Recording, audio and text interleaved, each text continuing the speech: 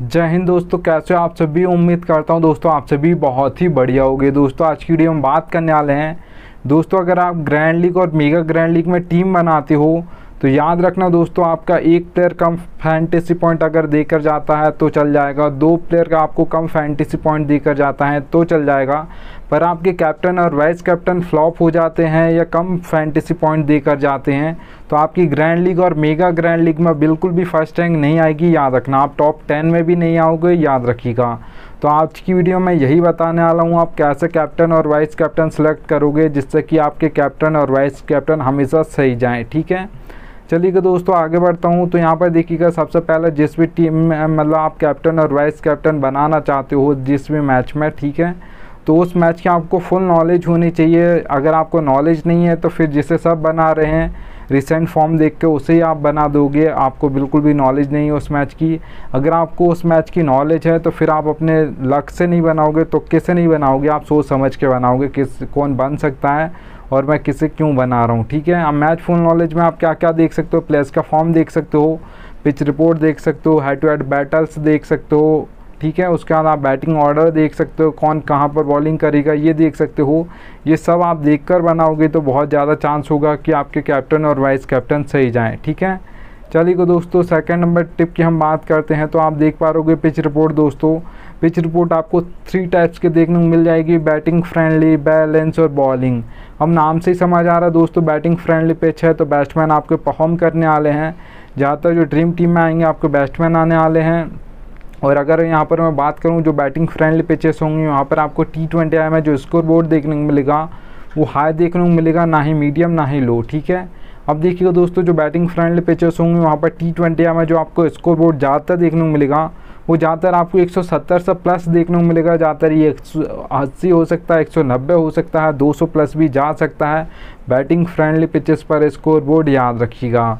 अब देखिएगा दोस्तों अगर यहाँ पर मैं बात करूँ बैलेंस पिच की तो बैलेंस पिचेस पर दोस्तों जो ज़्यादातर स्कोर बोर्ड देखने को मिलेगा आपको मीडियम देखने को मिलेगा।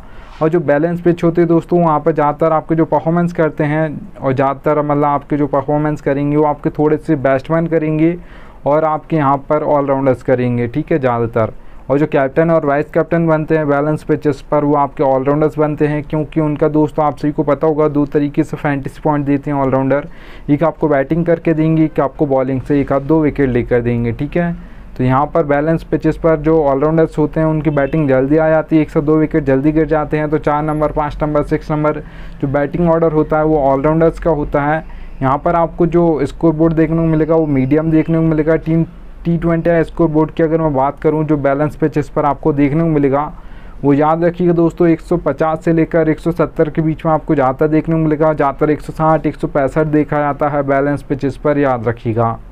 अब देखिए दोस्तों यहाँ पर अगर हम बात करें बॉलिंग पिच की तो याद रखिएगा सबसे पहले 2 टाइप्स के हमारे बॉलर्स होते हैं। एक आपके पेसर्स होते हैं जिससे आप फास्ट बॉलर्स बोलते हो, एक आपके स्पिनर्स होते हैं। दोस्तों ज़्यादातर जो विकेट निकालते हैं दोस्तों पेसर्स निकालते हैं, क्योंकि वो पावर प्लेइंग बॉलिंग करते हैं, उसके बाद ज़्यादा बस बॉलिंग करते हैं। जो आपके स्पिनर्स होते हैं दोस्तों वो तो मिडिल ओवर्स बॉलिंग करते हैं, जहाँ से सबसे कम विकेट गिरते हैं वहाँ पर कोई भी ज़्यादा रिस्क नहीं लेता है, सिंगल डबल लेता है, एक आध चौका मारेगा, 9 से 10 रन निकालने की कोशिश करता है। इतने रन अगर मिडिल ओवर्स में आते हैं 9 से 10 रन तो बहुत होते हैं, याद रखिएगा। अब देखिए दोस्तों जो बॉलिंग पिचेस होंगी वहाँ पर जो सबसे ज़्यादा दोस्तों हैट्रिक्स भी लेते हैं वो आपके पेसर्स लेते हैं, याद रखिएगा।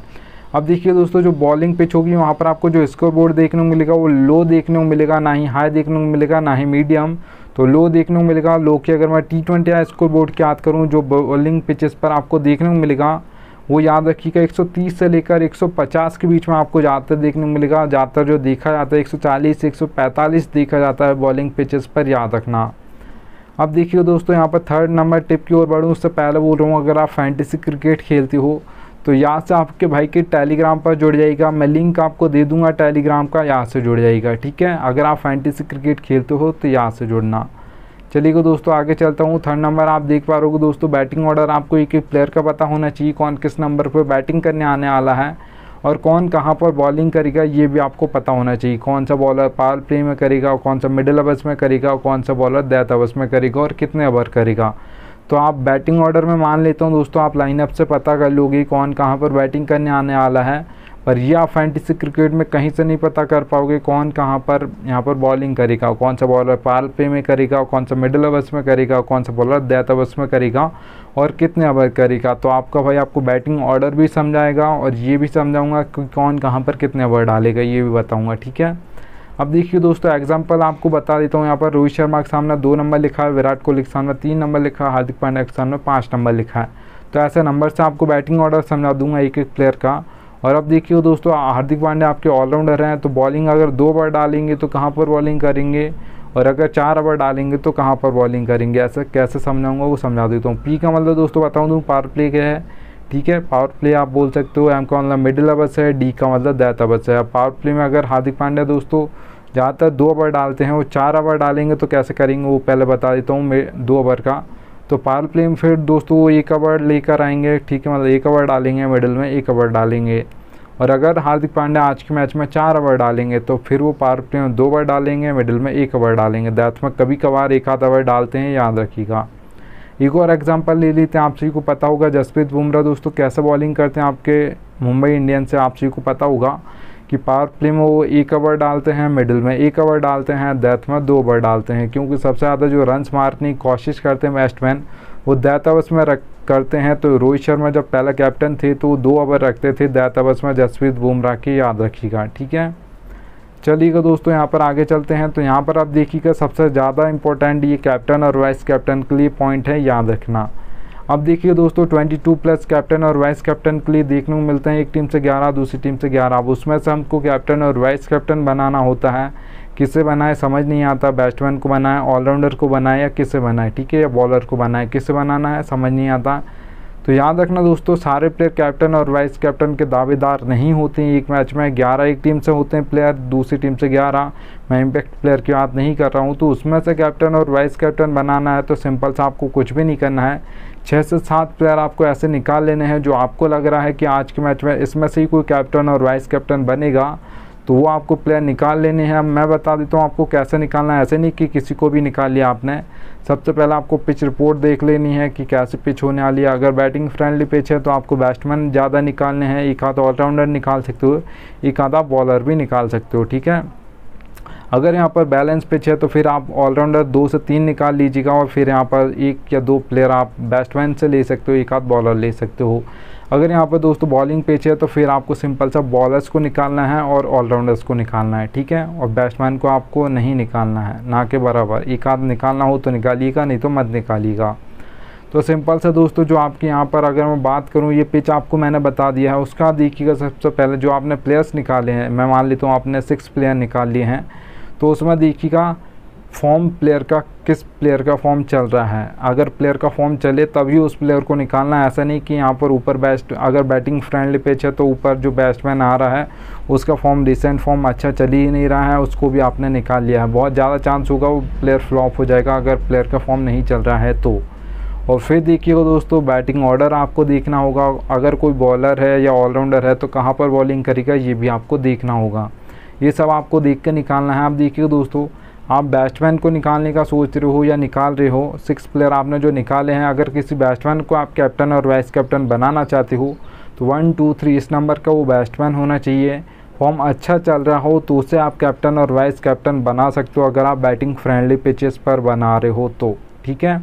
अब देखिए दोस्तों यहाँ पर अगर मैं बात करूँ ऑलराउंडर की, आप किसी ऑलराउंडर को बनाना चाहते हो तो याद रखना बैलेंस पिच हो आपकी, और यहाँ पर ऑलराउंडर का जो बैटिंग ऑर्डर होना चाहिए दोस्तों 5 या 6 नंबर लास्ट होना चाहिए, इससे ऊपर चलेगा पर नीचे नहीं चलेगा, ठीक है, याद रखिएगा।